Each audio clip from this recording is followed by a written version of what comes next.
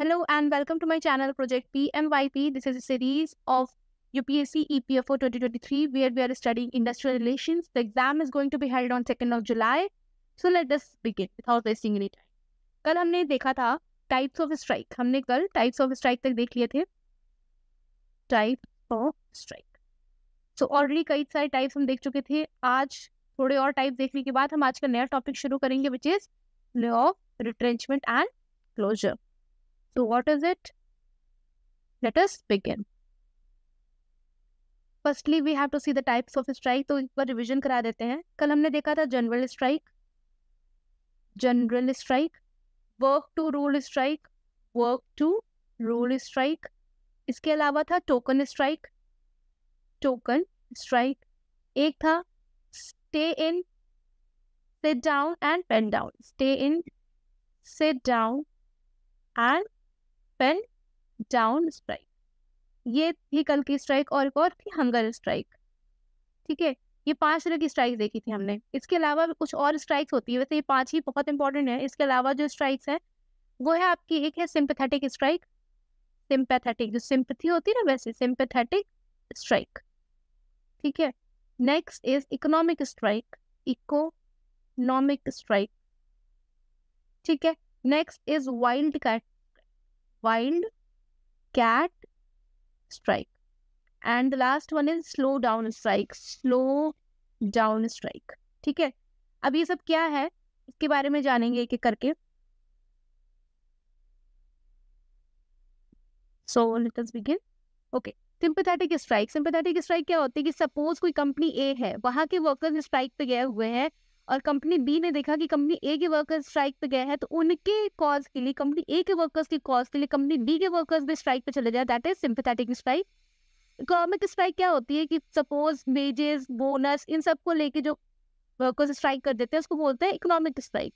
अगला है wildcat strike. Wildcat strike क्या होता है कि अपने लेबर यूनियन से परमिशन नहीं लेना, वर्कर्स खुद ब खुद स्ट्राइक पे चले जाए, उसको बोलते हैं वाइल्ड कैट स्ट्राइक. और स्लो डाउन मतलब ये एक तरह की स्ट्राइक है जिसमें वर्कर्स काम धीरे करने लगते हैं. That is slow down strike. अब आते हैं आज के टॉपिक पे जो कि है ले ऑफ, रिट्रेंचमेंट और क्लोजर. ये वर्ड्स हम बहुत बार सुनते हैं कि ले ऑफ कर दी, गूगल ने 15,000 एम्प्लॉयज को ले ऑफ कर दिया. तो ये एक्चुअली होता क्या है? What is this lay off? Lay off क्या होता है? तो ले ऑफ क्या परमानेंट होता है, टेम्परेरी होता है? देखो, ले ऑफ में क्या होता है कि एम्प्लॉयर्स के पास इनफ रिसोर्सेज नहीं होते हैं due to shortage of enough resources. ठीक है. इनफ रिसोर्सेज की शॉर्टेज होने की वजह से एम्प्लॉयर क्या करता है कि कुछ वर्कर्स को टेम्परली जो है उनकी वर्किंग डेज को कम कर देता है. ठीक है. या तो उनकी जॉब को पार्ट टाइम कर देता है. ठीक है. सपोज एक एग्जांपल लेके समझाते हैं. ये मान लीजिए कोई कंपनी ए है, यहाँ पे एक्स और वाई दो एम्प्लॉयज काम कर रहे हैं. ठीक है. अब इसके पास रिसोर्सेज कम हो गए, तो ये कहेगा, एक्स और वाई दोनों को कहेगा कि महीने में 15 दिन आप काम करो, 15 दिन आप काम, ऐसे करके आप काम करो, मैं आपको पेमेंट 15-15 दिन का करूंगा. पेमेंट का मैं बताऊंगी आगे कि पेमेंट कैसे होती है ले ऑफ के टाइम पे. ठीक है. और इस तरह का ये बंदोबस्त कब तक चला सकता है, कब तक ये ले ऑफ पे रख सकता है एम्प्लॉयज को? ये 45 डेज तक ही रख सकता है. ओके, 45 डेज की पे. उसके बाद क्या करेगा? और जैसे ही ये 45 डेज कंप्लीट हो जाएगा, इस 45 डेज के कंप्लीट होने के बाद एम्प्लॉयर के पास 3 ऑप्शन बचते हैं. नंबर 1, या फिर कंपनी में वापस बुला लिया जाए उसको. ठीक है. हायर कर लिया जाए कम्प्लीटली. ठीक है. या फिर कम्प्लीटली फायर कर दिया जाए, या फिर कंपनी को ही बंद कर दिया जाए. ठीक है. ये 3 ऑप्शंस बचते हैं उसके पास. या तो कम्प्लीटली हायर कर लो जैसे कि पुराने वो वर्कर्स थे फुल टाइम, या तो फायर कर दो, रिट्रेंच कर दो, या फिर कंपनी को बंद कर दो. ये 3 ऑप्शंस बचते हैं. अब ये 45 डेज का बंदोबस्त है, ये आपका लिखा हुआ है इंडस्ट्रियल डिस्प्यूट एक्ट में. ठीक है, जो हम आगे पढ़ेंगे. अब ये 45 डेज तक उन वर्कर्स को वेजेस कैसे मिलेंगे? क्या पूरे महीने का पेमेंट करना है या फिर आधे महीने का? तो इसमें क्या होता है, आपको बेसिक सैलरी देनी है प्लस डियरनेस अलाउंस, डीए. इस 45 डेज तक आपको बेसिक सैलरी और डीए देना है. सपोज आपकी सैलरी थी 30,000, आपकी बेसिक सैलरी 30,000 थी, आपको ट्रेवल अलाउंस 10,000 मिलता था. ठीक है. आपकी डीए आपको 8,000 मिलती थी. ठीक है, सपोज कर रहे हैं सब. ठीक. आपका हेल्थ इश्यूज, हेल्थ वगैरह के लिए आपको 8,000 मिल जाता था, ठीक है, तो टोटल आपकी सैलरी बन जाती थी यहाँ पे 56,000। लेकिन अभी आप ले ऑफ पीरियड पे आपको कितने मिलेगी, आपकी बेसिक सैलरी प्लस आपको आपका डीए, ये दोनों मिलेगा। और क्या बेसिक सैलरी पूरी मिलेगी? नहीं, आप आधे महीने काम कर रहे हो ना, तो बेसिक सैलरी का भी आपको हाफ मिलेगा, विच मीन्स 15,000 प्लस डीए 8,000, ये आपको मिलने वाला है ले ऑफ के टाइम। बस फिर से रिवाइज कर लेते हैं कि एम्प्लॉयर के पास इनफ रिसोर्सेज नहीं होते, इसलिए कुछ टाइम के लिए ये एक पार्ट टाइम बंदोबस्त टाइप का है, ठीक है। मैक्सिमम लिमिट कितनी होती है? 45 डेज। इसके बारे में इंडस्ट्रियल डिस्प्यूट एक्ट में है, जो कि हम आगे पढ़ेंगे, ठीक है। अब ये 45 डेज का टाइम पीरियड होने के बाद 3 ऑप्शन बचते हैं, या तो हायर कर दो, या तो फिर फायर कर दो, या फिर क्लोजर हो जाए कंपनी का, ठीक है। कंपनी एकदम ही डूब चुकी है तो बंद ही करना पड़ जाएगा, वो ऐसे पे कौन रख पाएगा, ठीक है। लेकिन क्या हर कंपनी को ये करना है ले ऑफ? नहीं, कुछ कंपनीज ले ऑफ से बच सकती है। वो 2 कंपनीज कौन कौन सी है? 2 तरह की कंपनीज। पहली होती है सीजनल कंपनी, जिनके पास सीजन में ही काम आता है, तो वो क्यों साल भर के लिए किसी को एम्प्लॉय करे, ठीक है। तो ये होती है सीजनल कंपनी। जैसे मान लो गन्ने की फैक्ट्री है, जब गन्ना आएगा तभी तो काम होगा, ठीक है। और अगली होती है ऐसी कंपनी जिसमें वर्कर्स जो है वो 50 वर्कर्स से कम हो, ठीक है, जिसमें एम्प्लॉयज जो है वो 50 वर्कर्स से कम हो, ठीक। ऐसी तो कंपनीज होती है जिसमें ले ऑफ की कंपनसेशन से इंसान बच सकता है, डायरेक्टली आप उसको फायर कर सकते हो, ठीक है। आपको ले ऑफ की कंपनसेशन नहीं देने, ये सब बेसिक सैलरी और ये डीए वगैरह नहीं देना है, ठीक है। चलो, अगला क्या था? अगला था हमारा रिट्रेंचमेंट। अगला था रिट्रेंचमेंट। रिट्रेंचमेंट क्या होता है? रिट्रेंचमेंट होता है, इसको हिंदी में बोलते हैं छटनी। क्या बोलते हैं? छटनी। ठीक, छटनी क्या होती है? नाम से ही क्लियर है कि एकदम से ही बाहर निकाल दिया, परमानेंटली किसी एम्प्लॉय को फायर कर दिया, इसको बोलते हैं रिट्रेंचमेंट। परमानेंट टर्मिनेशन बोल सकते हो, या फिर परमानेंट टर्मिनेशन, ये होता है आपका रिट्रेंचमेंट, ठीक है। इसके अंदर भी कुछ कंडीशंस होती है कि आपको रिट्रेंच करने से पहले आपको नोटिस पीरियड देना है, ठीक है। नोटिस पीरियड देना है, आप नोटिस काम कराओ, उसके बाद आप रिट्रेंच कर सकते हो, नहीं तो आपको कंपनसेशन देना पड़ेगा। किस केसेस में रिट्रेंच नहीं माना जाएगा इंसान? अगर वो रिटायर हो रहा है, 60 साल का हो गया या 65 साल का, जो भी कंपनी पॉलिसी है उसके अंदर अगर वो रिटायरमेंट ले रहा है, या फिर ठीक है वो वॉलंटरी रिटायरमेंट ले रहा है, वॉलंटरी रिटायरमेंट ले रहा है, इस केस में भी वो रिट्रेंच नहीं माना जाएगा, ठीक है। उसकी सेहत बहुत खराब रहती है, इस वजह से उसको टर्मिनेट कर दिया गया, terminate due to ill health, due to ill health, सेहत खराब रहने की वजह से उसको टर्मिनेट कर दिया गया, ठीक है। या फिर कोई डिसिप्लिनरी एक्शन ले लिया गया, मान लो कोई एम्प्लॉय ने चोरी कर ली, तो क्या तब भी उसको नोटिस पीरियड देना है? नहीं। अगर किसी ने चोरी वगैरह कर ली, कोई भी डिसिप्लिनरी एक्शन लेना पड़ गया उसके खिलाफ, तो फिर कोई भी उसको नोटिस पीरियड नहीं देना है, ठीक है। उसको रिट्रेंच किया जा रहा है डिसिप्लिनरी एक्शन की वजह से, तो भी आपको, ठीक है, कंपनसेशन नहीं देना है। या फिर non renewable of contract, non renewable of, ये क्या है? मान लीजिए आप किसी कंपनी में जाते हो किसी कॉन्ट्रैक्ट के अंडर कि मैं आपकी कंपनी में 2 साल काम करूंगा, ठीक है, या 2 साल काम करूंगी, ये बोल के कंपनी में जाते हो, बट आप काम कर लेते हो वहां पे 4 साल तक, ठीक। तो क्या, और आपको 4 साल बाद निकाल दिया जाता है, तो क्या आप कहोगे कि भैया मुझे आपने नोटिस नहीं दिया, ठीक है, या आप कंपनसेशन नहीं दिया, ऐसे एकाएक से कैसे निकाल दिया?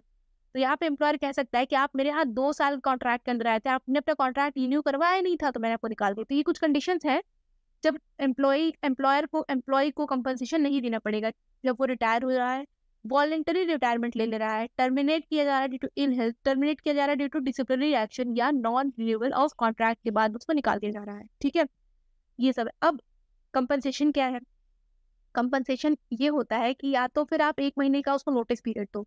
नोटिस पीरियड कितने दिन का होता है? 30 डे का नोटिस पीरियड दो, उसके बाद ही आप उसको निकालो। और अगर आप 30 डे का नोटिस पीरियड नहीं दे रहे हो, ठीक है, तब क्या करोगे आप? तब कितना पैसा दोगे? क्या कंपनसेशन होगा? तब आपको उसकी एवरेज 15 डे की payment into number of years, कितने साल वो इंसान आपकी कंपनी में काम किया है, उतना पैसा आपको उसको कंपनसेशन की तरह देना पड़ेगा। ठीक है। एवरेज 15 डेज ऑफ पेमेंट, मान लो वो आपके यहाँ 30,000 रुपीज पे काम कर रहा है, तो 15 दिन का पेमेंट कितना हो गया, 15,000 हो गया। और वो आपके यहाँ कितने कितने साल में काम कर रहा है, आपके यहाँ से वो 10 साल काम कर रहा है। ठीक है, तो कितना हो गया, 1,50,000। आपको उसे इतना रुपया एज ए कंपनसेशन देना पड़ेगा। ये सब आपको मिलेगा पढ़ने के लिए जब हम लोग पढ़ेंगे इंडस्ट्रियल डिस्प्यूट एक्ट। ये आपके आर्टिकल 25F के अंडर लिखा हुआ है ये सब। ठीक है, अभी हम लोग यहाँ पे बेसिक वर्ड्स की डिफिनीशन जान रहे हैं ताकि आगे पढ़ने में हमें दिक्कत ना हो। ठीक, तो रिट्रेंचमेंट पे किस केस में कंपनसेशन नहीं देना पड़ेगा, वो केसेस आपके यहाँ लिखे हुए हैं। कंपनसेशन ना देना पड़े ये बचने के लिए आपको 30 डेज की नोटिस पीरियड देनी होती है। अगर आप 30 डेज का नोटिस पीरियड नहीं देते हो तो आपको कितना कंपनसेशन देना पड़ेगा, एवरेज 15 डेज की salary into number of years, कितने साल वो आपके यहाँ काम किया है। हर केस में कंपनसेशन देना पड़ेगा नहीं, अगर वो एम्प्लॉय आपके यहाँ 1 साल से ज्यादा का काम किया है तभी आपको उसे कंपनसेशन देना। अगर 1 साल से कम काम किया है तो आप उसे बिना किसी नोटिस पीरियड दिए निकाल सकते हो, बिना कोई नोटिस दिए निकाल सकते हो। ठीक है, तो ये था आपका रिट्रेंचमेंट। अगला आता है क्लोजर। क्या, क्लोजर से साफ समझ में आ रहा होगा आपको। क्लोजर मतलब क्या है, क्लोजर मतलब बंदी। ये बंदी आपकी गर्लफ्रेंड वाली बंदी नहीं है, ये कंपनी की बंदी हो रही है। ठीक है, मतलब कंपनी फुल्ली तरीके से बंद हो जा रही है। ये ऐसा टाइम है जब एम्प्लॉय के पास बिल्कुल पैसे नहीं बचे, कंपनी लॉस में चली गई, तो वो एम्प्लॉय को क्या ही देगा, इस वजह से उसको निकालना पड़ रहा है। इस केस में दोनों सफर करते हैं, both will suffer, both suffers, दोनों को ही सफर करना पड़ता है। क्यों होता है ये, क्योंकि इसके पास पैसे ही नहीं बचे, ran out of money to pay wages, ran out of money to pay wages. ठीक है, टू पे वेजेस। क्लोजर में क्या होता है कि कंपनी को बंद करना पड़ जा रहा है बिकॉज उसके पास पैसे नहीं बचे वेज देने के लिए। इसको बोल सकते हैं shutting down of factory. Shutting, ये तो बहुत आसान है, इसमें कुछ है नहीं बताने के लिए। शटिंग डाउन ऑफ फैक्ट्री या फिर एस्टेब्लिशमेंट। ठीक है, फैक्ट्री या फिर कोई भी एस्टेब्लिशमेंट। ठीक है, ये आपकी बंद हो जा रही है due to loss of company. चलिए एक बार पूरा रिवाइज कर लेते हैं कि आज हमने क्या क्या पढ़ा। सबसे पहले हमारा लेक्चर शुरू होता है lay off, retrenchment and closure से, बट हमने कल को रिवाइज किया कि कल स्ट्राइक्स के पढ़े थे। हमने 5 स्ट्राइक पढ़ी थी, hunger strike, general strike, work to rule strike, token strike and stay in, sit down, pen down strike. आज पढ़ी है sympathetic, economic, wildcat, slow down. Sympathetic क्या होता है, जब ए और बी दो कंपनीज में स्ट्राइक, दो कंपनीज है, बी में स्ट्राइक चल रहा है, ए के वर्कर्स स्ट्राइक पे चले जाएं ड्यू टू, क्योंकि ए के वर्कर्स भी स्ट्राइक पे, ए के वर्कर्स स्ट्राइक पे चले जाए क्योंकि बी के वर्कर्स स्ट्राइक पे, इसको बोलते हैं sympathetic strike. Economic strike, wages या बोनस के लिए। वाइल्ड कैट स्ट्राइक, आप अपनी यूनियन लीडर से नहीं वो परमिशन ले रहे हो, स्ट्राइक पे चले जा रहे हो।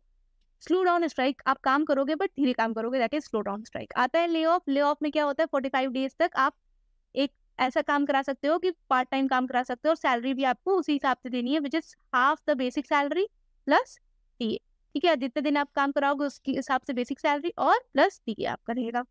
कब तक करा सकते हो इस तरह के, सिर्फ 45 डेज तक करा सकते हो। कौन लोग इसके कंपनसेशन से बच सकते हैं, जो सीजनल वर्कर्स होते हैं और जो ऐसी कंपनी जिसमें 50 से कम वर्कर्स हो। ठीक है, नेक्स्ट रिट्रेंचमेंट क्या होता है, रिट्रेंचमेंट होता है आपकी छटनी, इसको बोलते हैं परमानेंट टर्मिनेशन। परमानेंट टर्मिनेशन देने के लिए आपको 1 मंथ का नोटिस देना है। ठीक है, अगर आप नोटिस नहीं देते हो तो आपको कंपनसेशन देना है। कंपनसेशन कितना है, एवरेज 15 डेज की salary into number of years, कितने साल वो आपके यहाँ काम किया। अगर 1 साल से कम काम किया तो कोई नोटिस देने की जरूरत नहीं है। Retirement, voluntary retirement, ill health की वजह से, डिसिप्लिनरी एक्शन की वजह से या नॉन रिन्यूअल ऑफ कॉन्ट्रैक्ट की वजह से अगर रिट्रेंचमेंट हो रहा है तो उसको रिट्रेंचमेंट नहीं कहा जाएगा। ठीक है, वहाँ पे आपको नोटिस पीरियड या कंपनसेशन देने की कोई जरूरत नहीं है। फिर लास्ट आता है क्लोजर। क्लोजर मतलब कंप्लीटली शट डाउन हो जा रही फैक्ट्री। तो ये था आज का हमारा टॉपिक। मिलते हैं कल एक नेक्स्ट वीडियो में। Stay tune with this series अगर आप ईपीएफओ की तैयारी कर रहे हो तो, and share this series with everyone जो भी तैयारी कर रहा है या whoever is giving EPFO 2023. Till then, Jai Hind. Thank you.